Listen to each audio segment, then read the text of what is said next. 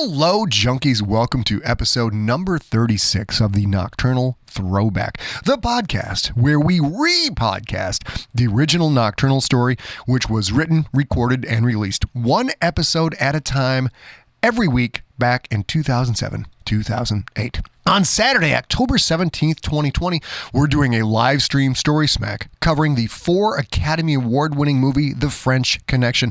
It's the godfather of all car chase scenes everywhere. It stars the greatest actor of all time, Gene Hackman. Watch it and join us at 2 p.m. Pacific Time, 5 p.m. Eastern Time, 8 p.m.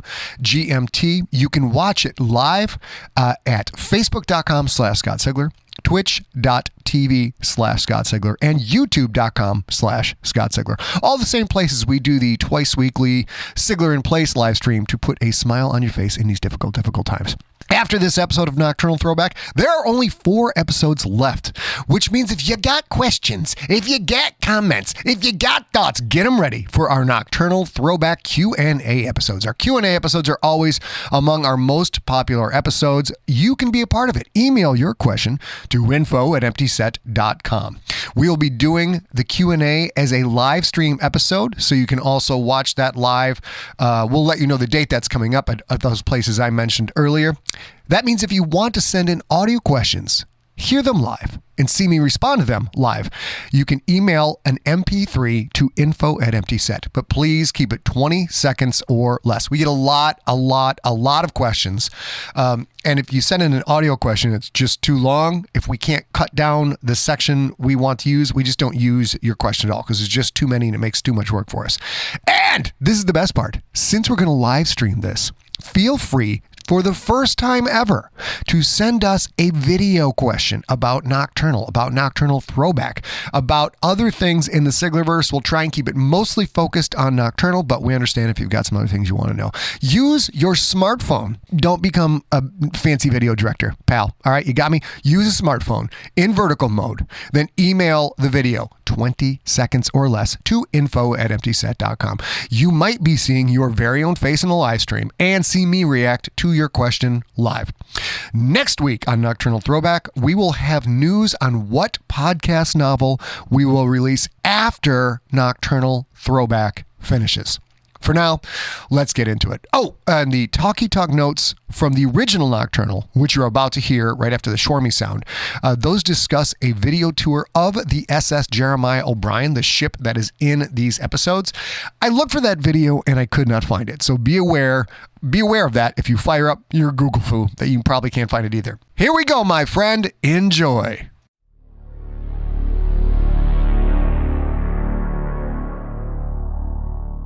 Welcome to the free podcast novel, Nocturnal. This is episode number 36, the second to last episode. Nocturnal is a podcast-only novel you can't buy in stores and you can't peek at the end. Written and performed by Scott Sigler. More information and more free stories available at scottsigler.com. This book contains adult language, mature situations, and lots of violence.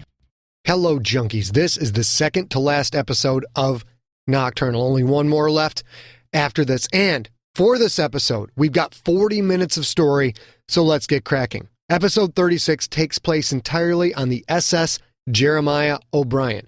Now, for those of you who missed it, I posted 2 video tours of the ship so you could see what it looks like and follow along with the action. If this is the first you've heard of that, and you want to see these videos before you listen to this episode, go to www.scottsigler.com, look for Nocturnal episode number 36, and in the show notes, I'll have a link to the Jeremiah O'Brien post. You click on that, then you can watch those videos. Stuff I'm going to talk about after this episode, the 12 days of Sigmas. I'm going to make it the best holiday season of all time with 12 straight days of new Sigler stuff and a drawing of Bryan Clauser by Addictive Comics artist Mark Hester. So you've been wondering what Bryan was drawing on that mask? Well, Mark is going to help you see it. Stay tuned at the end of the episode, and I'll tell you all about that. Long episode today. Let's get into the story so far, and let's rock out the second to last episode of Nocturnal. Hell yeah.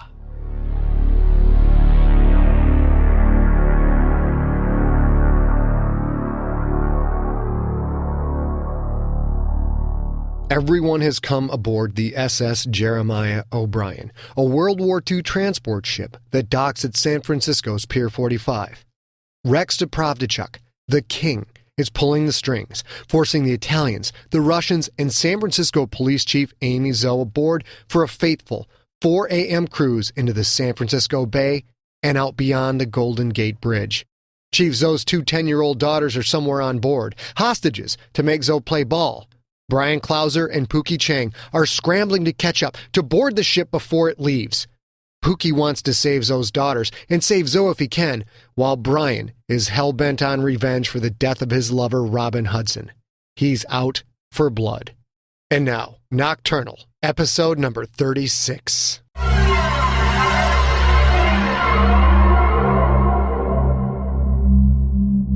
Dmitri Vasilov and Oleg from Los Angeles stood in the gift shop of the Jeremiah O'Brien. They stared into a large glass diorama showing a Liberty ship unloading men, trucks, and tanks onto barges. The barges, in turn, were forever frozen in the act of shuttling those men, trucks, and tanks to a beach. The diorama depicted a landing during D-Day, when Americans delivered overwhelming numbers of men, equipment, and weapons to the beaches of Normandy.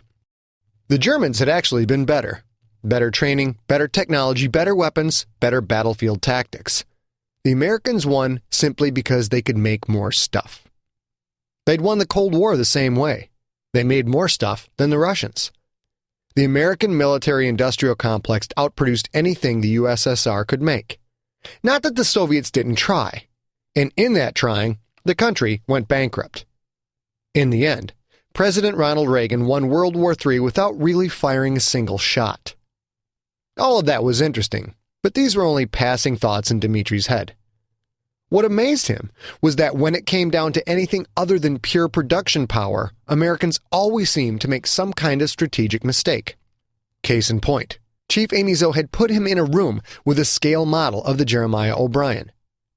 She had given him time to plan and even a fucking visual aid. He would have to thank her later. He could see the O'Brien's layout from back to front. The rear gun platform, the opening of hold number 1, a big crane, the opening to hold number 2, another crane, then the superstructure of the deck and the bridge. A smokestack jutted out of the bridge's square top, each corner of that square bristling with a curved, concrete-walled anti-aircraft gun nest. The 20mm guns were inactive, of course, which was a shame. Beyond the bridge, a small box with multiple doors, one of which led down the stairs to the ballroom hold where Zoe made Dimitri and his men wait. Then after that box, a parallel image of the rear. Hold opening, crane, and finally, the prow gun platform. His eyes drifted back to the rear gun platform. He needed to be on that platform, or rather, under it. The rear platform was a big, round, concrete structure. The scale model, however, showed him that there was a walkway underneath the curved platform, at the very rear of the ship. If he or his men could get there, they could signal for Nikolai, and yet be completely hidden from view by anyone, anywhere on the rest of the ship. "Boss," Oleg said. "why do we start this toy? What are we going to do?" "We wait," Dmitri said. "We watch." "But boss..." "Patience, Oleg," Dmitri said. "The name of the game is patience." Old man Zobikov had taught him that. If you just relax, stay observant, opportunities will present themselves. Dmitri turned away from the scale model of the Jeremiah O'Brien and walked back into the ballroom hold. Sverdislav, Arseny, and Vyachek were sitting on folding chairs, all 3 of them clearly bored. Dmitri found an empty chair and sat. Nothing to do now but relax, stay observant, and wait for an opportunity.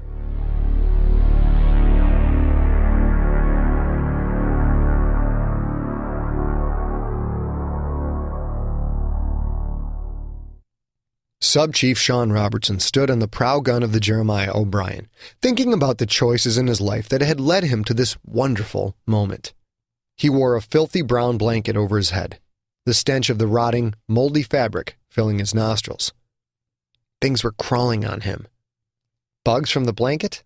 Probably. Lice, fleas maybe, judging from the itching bites that seemed to pop up on his neck and hands. The prow gun platform was a good 10 feet above the deck. Down on that deck, towards the middle of the ship, he could make out Chief Zoe herself.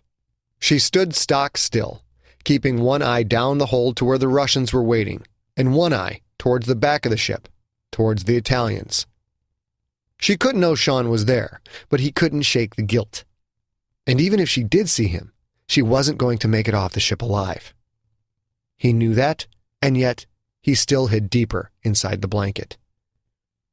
All around him on the gun platform stood monstrosities, deformities, nightmares. Crazy shit. Shit that people had to see to believe. This was who he worked for. They also wore blankets, various shades of mold-spotted red, a moth-eaten green sleeping bag with dirty white spots peeking out from holes in the fabric, and a new orange and black covering that looked more like a flag than a blanket. Yeah, that's right. Actual, genuine monsters. They had even introduced themselves, then looked at him with the unmistakable lust of a just-freed POW looking at a thick, rare steak. Under the red blanket, the waist-tall one that looked like an orangutan with a skin disease. Thin chunks of bristly orange fur standing out from pink skin spotted with dots of black. They called this one Devil Dan. Devil Dan's obscenely long, knobby fingers held an Uzi. Wearing the moth-eaten green sleeping bag, a Mexican kid that looked like an ugly reject from a Harry Potter novel. Bent, wire-rimmed glasses, unkempt shaggy hair. He just screamed nerd and looked normal save for a massively distended belly as if he'd swallowed a plus-size medicine ball. This one called himself Dragon Breath. Sean just wanted to be off the ship before he found out why. And a third one, the worst of all, the one that Sean knew he'd dream about every night as long as he lived. This one huddled under the oversized orange and black flag. Even huddling, it stood tall, because nothing that long and lean could ever truly hide away. Sean hadn't gotten a good look at him, couldn't make out his whole shape, but he'd seen enough. A bottom jaw split in the middle, and each half stretching out longer than Sean was tall, at least 6 feet. Inside that long set of bottom jaws that just shouldn't be, Sean saw glimpses of teeth. Big teeth. This one, it seemed, couldn't talk. So the mangy, half-man, half-orangutan named Devil Dan had done the introductions. The long, tall drink of water was known as Lockjaw. Sean saw movement to his right, at the ladder leading down to the deck. A three-piece suit, a trench coat, a body so thick it should be in professional wrestling instead of wrapped in green skin and topped with a pointy snake face. Sly. The other ones were walking nightmares, but this one, Sly. Sean knew Sly's type from way back, from 20 years of police work. Sly was nothing but a common criminal wrapped in a nightmare's clothing. And coming up the ladder behind Sly, the cause of it all, Rex Deprovdechuk, the king. Rex slid under the cannon's long barrel, then stood in front of Sean, looked up, and smiled. "You've done well by us, Sub-Chief," Rex said, "but I won't have to call you that much longer, will I?" Sean shook his head. Truth be told, he was petrified to speak, to possibly say the wrong thing, and watch this cadre of death turn on him, tear him to pieces, spread his blood and body parts all over the gun deck's chip gray concrete. And that wouldn't be the worst of it. No, sir, because he knew they would begin to eat him, probably before he was even dead. So he didn't speak. He just shook his head. Rex was in charge. "Soon you'll be chief," Rex said. "Unless you've got some skeleton in your closet that you haven't told me about. Something that might make the mayor pick someone else. You have anything like that, Mr. Robertson?" Sean shook his head. "Good," Rex said. "Because if you're not the chief, we might not have a use for you. We might have to come find you and talk about that." Sean shook his head again. "No one other than us leaves this ship alive," Rex said. "I wanted you to see the Russians, the Italians, and know they were gone. It's all ours now, Sub-Chief Robertson. The city belongs to the Nocturnals. Do you understand that?" Sean nodded. "Good," Rex said. Now we're going to get you off the ship and send you where you can take care of our needs. Rex looked at Sly, then nodded once. The pointy-faced, Italian-suited monster stepped forward and reached for Sean. Sean whimpered and shrank back. This was it. They were going to kill him, eat him. Massive hands locked down on his shoulders. He smelled hot breath. It should have been fetid and rancid, but it was minty, like spearmint gum. Then he felt himself fly into the air. The hands stayed clamped on his shoulders. Sean flew, so disoriented he didn't even open his eyes. Then they landed, and the hands let go. Sean waited a second, then opened his eyes and wished he hadn't. Sly was frightening enough. Next to him stood a tall, furred creature wearing a bulletproof vest and jeans, a pistol strapped to each thigh. And behind them both, the biggest creature Sean had ever seen, thick in the chest like a comic book character, but with a tiny head. On top of those thick shoulders, a small, big-headed creature with a tail wrapped around the gigantic man's neck. You'll stay here, Sly said. The king and I will join you soon, when it's all over. With that, Sly jumped away again, shooting into the air. Sean watched him, realized the big snake face was jumping back onto the OBrien. Then Sean realized he was standing on a boat, a much smaller boat on the OBrien's left side. He hadn't seen it before, because it had been on the opposite side of Pier 45. Sean looked up the 30 feet to the deck of the OBrien as Sly vanished over the rail. Then Sean turned back to face the tall, black-furred man and the 2-in-1 monster. Go below, the fur-faced man said, an air of long-standing authority in his voice. You're not needed up here. Stay below. Stay quiet. If you come up for any reason without being called, I will kill you on the spot. Sean nodded. He took a quick look around the smaller boat. Still a yacht by anyone's standards, but so much smaller than the OBrien it seemed somehow tiny. He moved towards the center of the boat and found stairs that led below. He walked down those stairs and suddenly almost slipped on wetness. Looking down to his feet, to the white plastic stairs, he saw that he had slipped in something red. Splatters of blood. Sub-Chief Sean Robertson started to shake. He forced himself to go down the last 4 steps to the living room-like cabin below. A cabin covered with blood, body parts, shreds of clothing, and bones gnawed free of flesh. He didn't know how many bodies the carnage represented. He did know, however, that some of those bones were far too small to be those of an adult. Sub-Chief Sean Robertson did 3 things at once. He vomited, he pissed his pants, and he wondered about the life choices that had brought him to this wonderful point in time.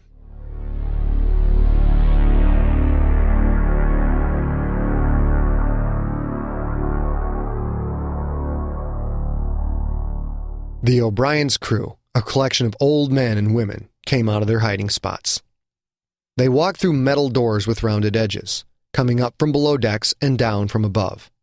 Their bright orange light preservers drifted through fog so thick, Amy Zoe could barely make out the cannon at the back of the ship. The Italians were still there. The Russians remained down in the ballroom hold. The blanket-clad bums were still on the front gun platform. The crew cast off the ropes.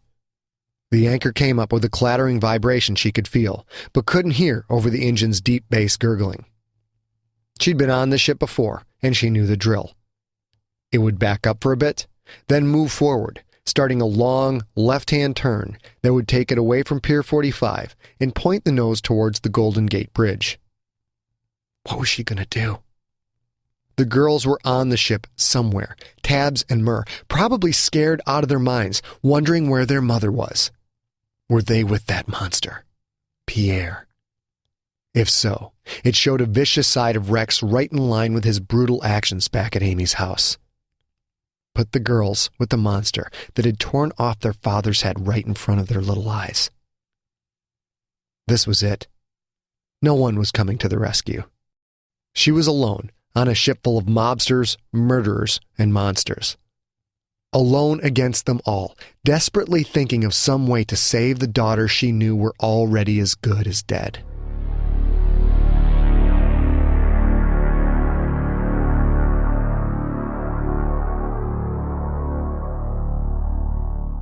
Nick Murray felt the big ship moving. "Nakanyas," he said, then silently cursed himself for slipping into Russian. Nikolai Moravnai spoke Russian. Nick Murray did not. The word he should have used was finally, as in, it's finally time this old girl started moving. In his military career, he'd spent far longer in the water. But that was before he came to America, before he got cable and a TiVo, before Dexter, Battlestar Galactica, Fringe, Star Trek, his Star Wars DVD collection, World of Warcraft, Halo, FIFA 2008, Twitter, MySpace, Facebook, and his favorite of all the TV internet escapes, 24. That Jack Bauer really knew how to get things done. Sure, in his 20s, Nick could sit in the water literally for days, but he'd been young and dumb and believed in the cause. Now, in his early 30s, his idea of a good time was the Xbox 360 and maybe a marathon of Firefly or Space Above and Beyond. He still could sit in the water for days, if he had to, easy as pie, but now, after 6 hours, he was just flat out bored. The Jeremiah O'Brien was finally moving. Wouldn't be long now. Just wait for Dimitri or his men to signal over the side, then send up the bag, then swim home. The only thing that worried Nick was that yacht just off the port side. He'd have to be careful about that. Stay hidden, stay out of sight. Only Nick's head, just from the nose up, peeked out of the water. Only Nick's head, and just from the nose up, peeked out above the surface. His black wetsuit blended in with the black water. Only his eyes were exposed. At 3:45 a.m., with fog surrounding the ship and kissing across the surface of the bay, Nick Murray looked like nothing more than a small ripple. As the Jeremiah O'Brien started to slowly back away from Pier 45, Nick knew it wouldn't be long before he was in his lazy boy with a cold Coke in his hand, admiring Starbucks' amazing piloting skills.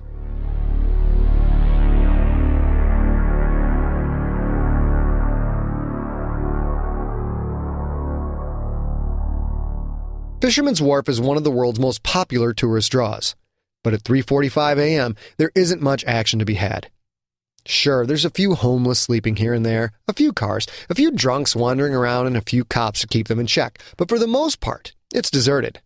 Filled with a thick fog that made each street light look like a glowing tent, with the bars and restaurants empty, with the trinket and art shops locked up tight. Most of the noise comes from the bay, the gulls, or from waves softly lapping against pier pylons.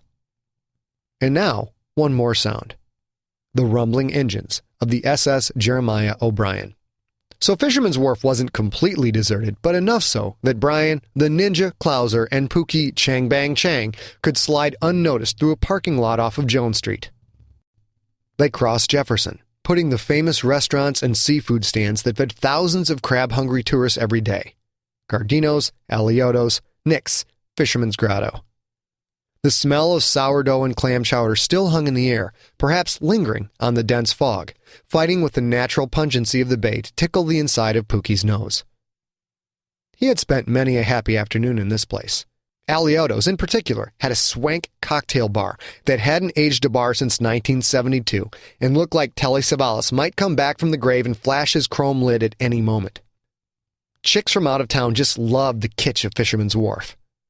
Toss a bread bowl and chowder down their throats, tell them some romantic history of the movies and movie stars that had once walked the wharf, and their panties practically fell off 30 minutes later. But this was not a happy time. No panties would be falling off tonight, but there was definitely a strong chance he would crap his boxers.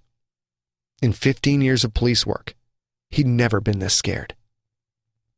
He'd just been shot by a goddamn monster. Oh, but that was okay, because the bulletproof Robin Hood cloak he wore kept the rounds from punching through his back and shoulder.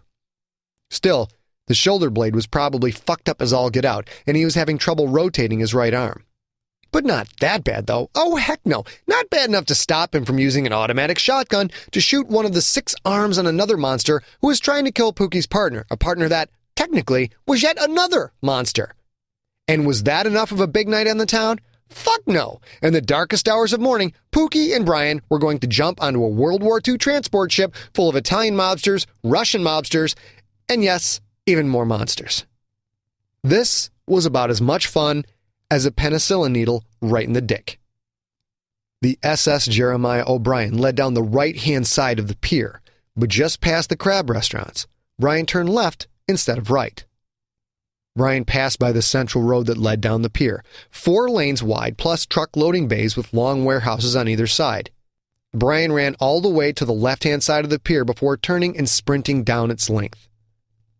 Pookie followed as best he could, but it wasn't easy. He half expected to see guards, mob, monsters, maybe even the 6-armed creature that now had only 5, but they saw no one.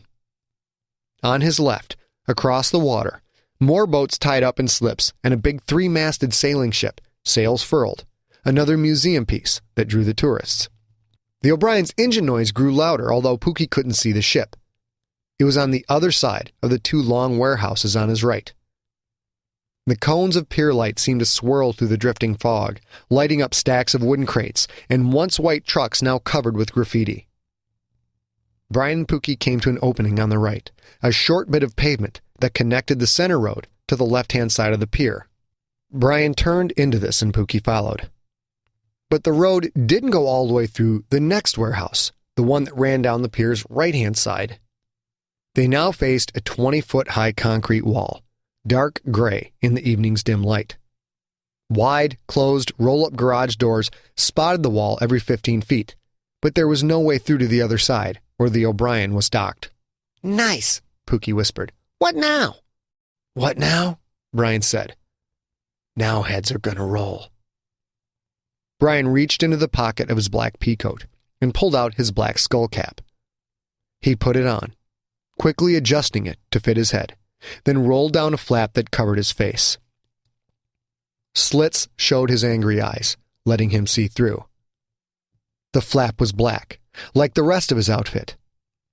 Black with white lines, the lines he'd been drawing with the paint pen. White lines that drew out the smile of a skull. The all-black outfit, the psycho eyes, the childish drawing of a skull's grin painted in shaky white lines. Bryan Clauser didn't look like a ninja. He looked like a medieval executioner who'd updated his look at an Old Navy 50% off sale. Bryan Clauser had gone off the deep end. "I'll call my tailor," Pookie said. "I'll make sure your straitjacket is black, just the way you like it." Bryan slid his hands behind his back in that ridiculously smooth motion. From Bryan's left shoulder, Pookie heard a popping sound, not a crack, but the sharp snap of bones loosening. His friend's black-gloved hands came out, each holding a chromed FN-57. "You ready?" he said. "Ready to run all the way back to the goddamn pier and around the other side so we can reach the fucking ship?" Pookie asked. "You're a regular fucking Lewis and Clark, you know that?" "Just don't let go of the gun," Bryan said, then stepped up and slid a gun-holding right hand around Pookie's ample waist. Bryan pulled him tight. Pookie didn't even have time to say, "Do you know how I know you're gay?" before Bryan bent deep at the knees and jumped. Pookie felt his stomach drop as he shot into the air. They apexed, and Pookie felt his nuts flop freebird just as they dropped onto the warehouse roof. They landed without a sound. Bryan let go. Pookie took a step back, then almost fell on the warehouse roof's slightly slanted metal. Pookie just stared at the death-smile-faced Bryan. The roof was 20 feet up. Bryan had cleared it in one take, while carrying a rather admittedly portly Pookie. Bryan wasn't looking back down, however. He was looking out. Pookie followed his gaze. The Jeremiah O'Brien was sliding backwards, hundreds of feet of gray ship, so big it briefly looked like the pier was moving forward and the ship was standing still. From their spot on the warehouse roof, they were just to the left of the middle of the ship, which was sliding from right to left. Through the fog, Pookie could see people on the ship, some at the back, some at the front, the shapes of people moving around in the bridge. All their heads seemed to be turned away from the warehouse, into the bay, as the O'Brien started its voyage. "Fuck," Pookie said. "The boat's leaving, Bri. We missed our chance." No sooner had the words left his mouth than he knew how stupid they sounded. Bryan turned to look at him, narrow eyes glaring through the slits in the black mask. "In for a penny?" Bryan said. The words hung there, just for a couple of seconds. Bryan was offering a final way out, letting Pookie off the hook. All Pookie had to do was stay here. Stay here and leave the psycho work to the guy with the skull smile painted on his mask. Who knew what horrors lay on that ship? Chief Zoe's daughters. That's who knew. Terrified or not, Pookie Chang would not let his friend go it alone. "In for a pound," Pookie said. Bryan grabbed him around the waist again. Pookie had a quick chance to tighten his grip on the automatic shotgun before Bryan bent and jumped.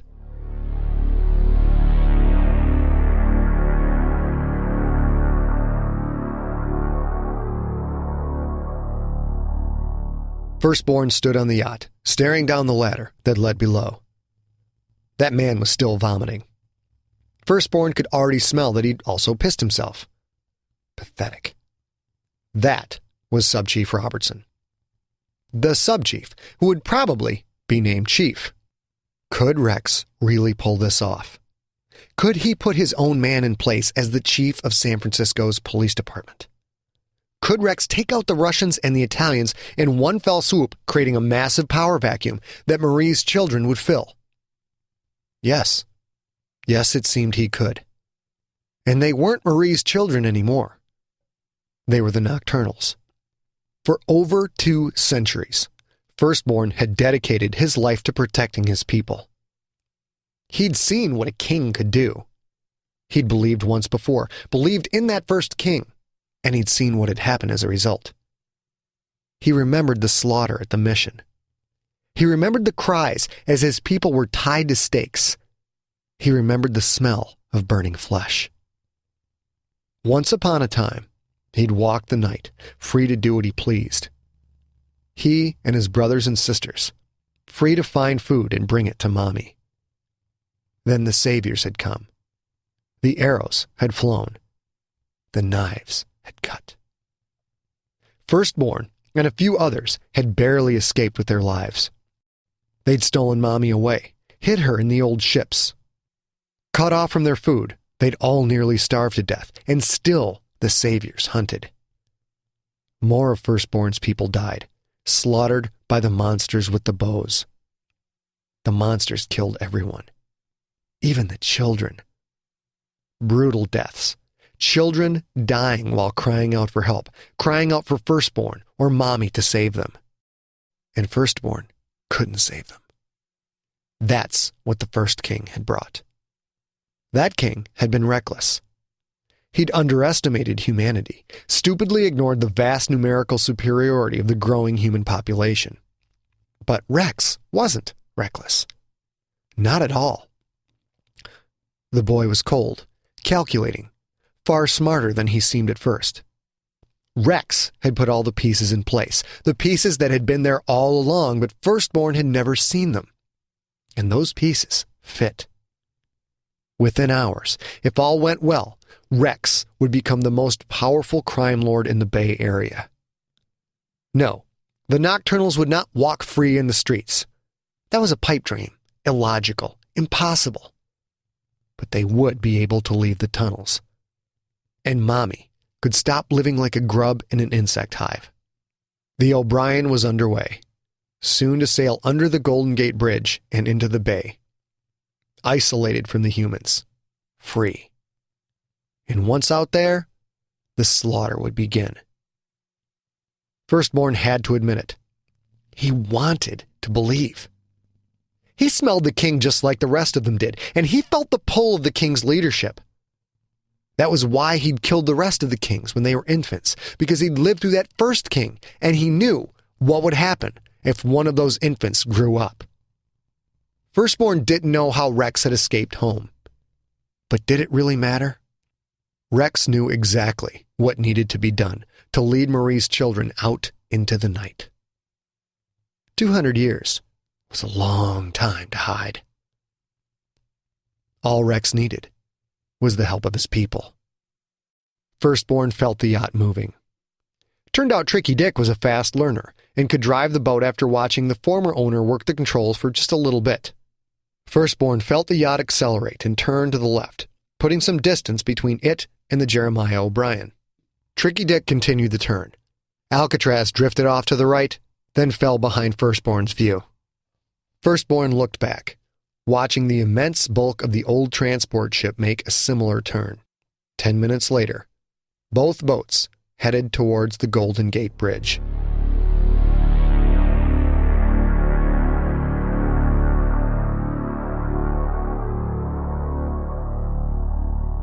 Shirley Bruce hated flying in the fog. Hated it. Even under normal circumstances, she hated it. But this? Madness. But that was why she had charged and had been paid triple scale. Couldn't back out now. The Golden Gate National Recreation Area fell away behind her as she flew the Huey out over the bay. The bridge loomed long and large on her left. Lights glowing in the fog, tall red towers reaching up and up and up. They seemed to reach up like that because she was flying low. Too low. But that's what the customer wanted. The Huey's windshield wipers worked the glass, splashing away the water condensed by the thick fog. Sure, there was enough headroom to clear the bridge, plenty of it in fact, but still, a maneuver like that, in weather like this? Madness. "You're sure this is how you want to roll?" she asked, her helmet microphone picking up her words and transmitting them to the headset worn by Pete the fucking Jew Goldblum. She looked to her right, into the co-pilot seat. Pete looked green, like he might spew all over himself at any moment. Yet despite his obvious nausea, his eyes were narrow and hard. Pete had his orders, and he would follow them. Pete checked his watch, then quickly put a hand to his mouth as he barely held back a retch. He paused for a moment, then looked at Shirley again. "Do it," he said. Doing it was going to make him spew for sure, but hey, Pete was the guy paying the tab. "You boys holding tight back there?" she asked. "Yes, ma'am," came the unison call from the two former jarheads in the back. Those boys were bad medicine, but they seemed unfazed by the weather and the Huey's rough ride. Something told her they'd flown through worse. "All right, here we go," she said, and banked the Huey down and to the left. She turned towards the bridge and accelerated. The Huey lowered, and the Golden Gate's deck seemed to rise in front of her until it was a glowing line of lights at least 50 feet above her rotors. Below her, the blackness of the bay, grayed out somewhat by the omnipresent fog. She was about to fly a 50-year-old relic underneath San Francisco's best-known icon. Not too far beyond the bridge, she saw the fuzzy lights of a long ship. She knew that ship. The SS Jeremiah O'Brien. One thing was for certain. This evening would certainly not be dull.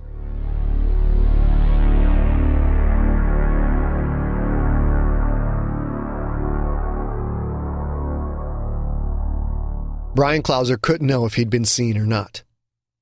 He and Pookie huddled underneath the starboard side lifeboat, perched on the metal that covered the starboard side's first deck walkway. With the fog, he hoped they'd made it undetected. Way out ahead of the O'Brien, he saw the fog-shrouded Golden Gate steadily drawing closer. Pookie was scared shitless. Of the boat, the monster, sure, but Bryan knew that he was also part of that fear. And he couldn't blame Pookie. Bryan was truly doing some crazy shit. Setting Clyde the Glide on fire like that, well, wasn't exactly proper police procedure. Part of him wanted to stop, but he didn't think he could. The part that wanted to stop was a very small part, because most of him didn't want to stop at all. These motherfuckers had killed Robin, and now they had to pay.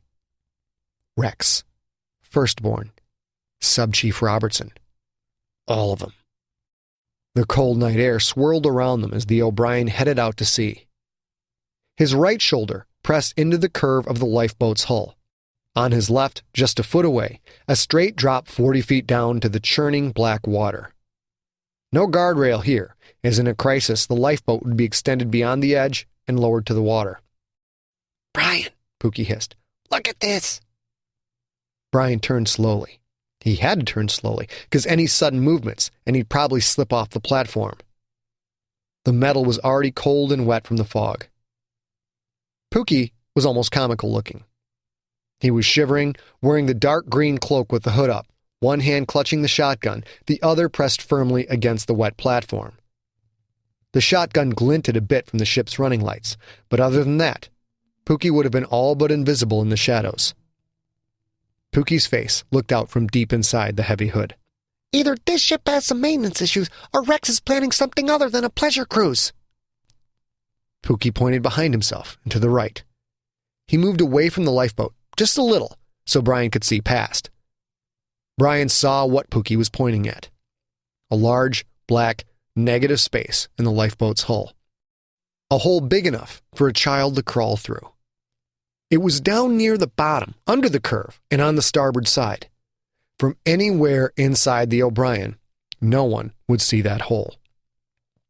Behind Pookie was a second lifeboat. Bryan peered through the darkness. It took him a second, but he finally made it out. A hole. Both lifeboats were useless. It didn't take a PhD to gather the rest of the lifeboats would be equally as useless. What the fuck did he do that for? Bryan whispered. The usual suspects, Pookie said. He's gonna blow the ship.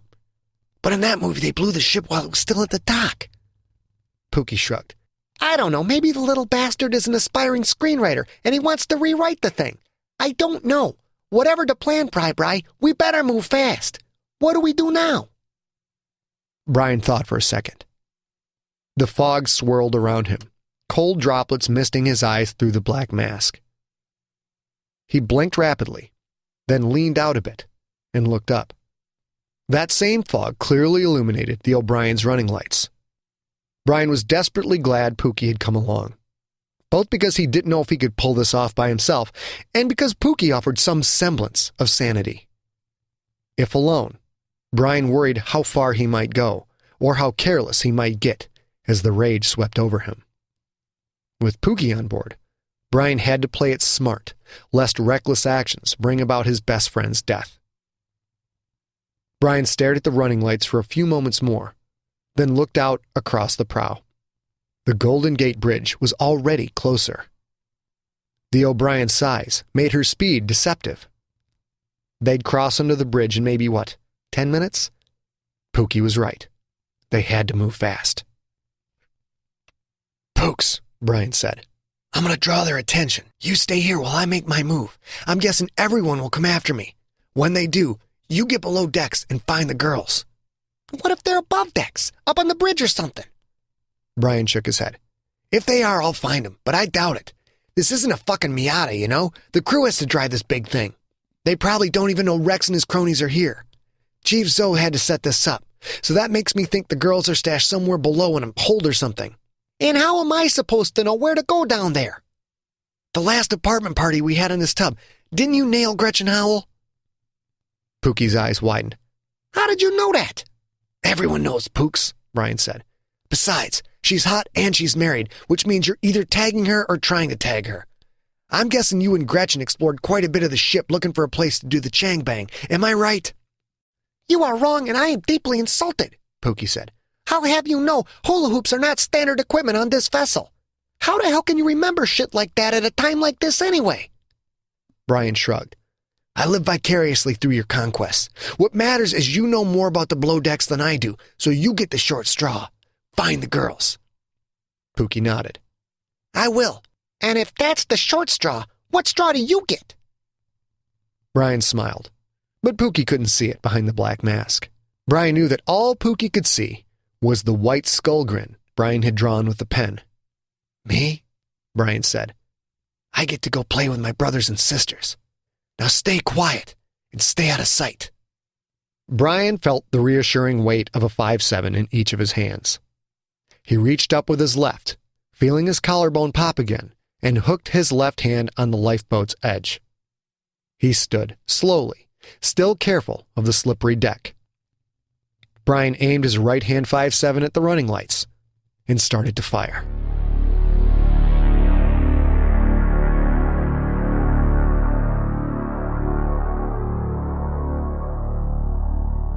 Frank Lanza heard the gunshots and knew the time was running out. "Guys, get behind the cannon," he said. "Keep your heads down. Keep quiet. Pete's going to be here soon." Gunshots.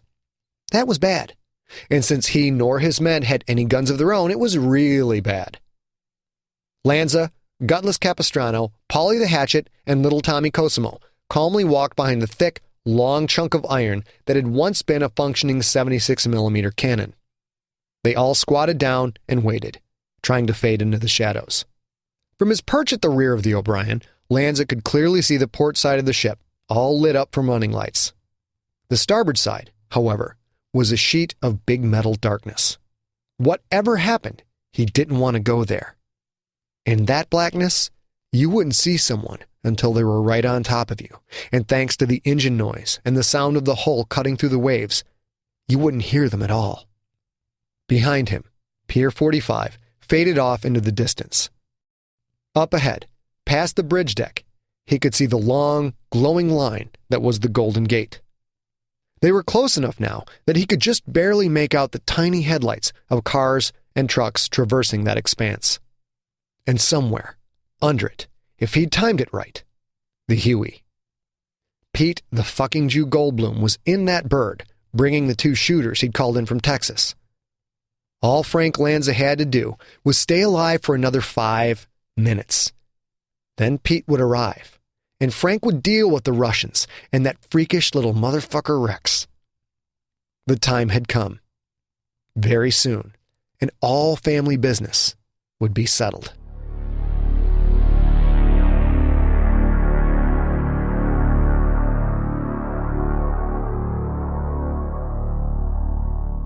Even in the ballroom hold, 1 level below the main deck, Dmitri Vasilov heard it. Gunshots. "So you see, Oleg," he said. "Patience." Oleg nodded, as if Dmitri Vasilov was a very wise man. "What now, boss?" Dmitri nodded to the stairs that led up to the deck. "Now you go up, slowly. See if Chief Zoe is still waiting for us." "And if she is?" Dmitri shrugged. "She has that 9mm, so use your head. If she tells you to come back down, do so. If she's not looking, kill her." Oleg smiled, nodded, then silently climbed the steep, gray-painted metal stairs.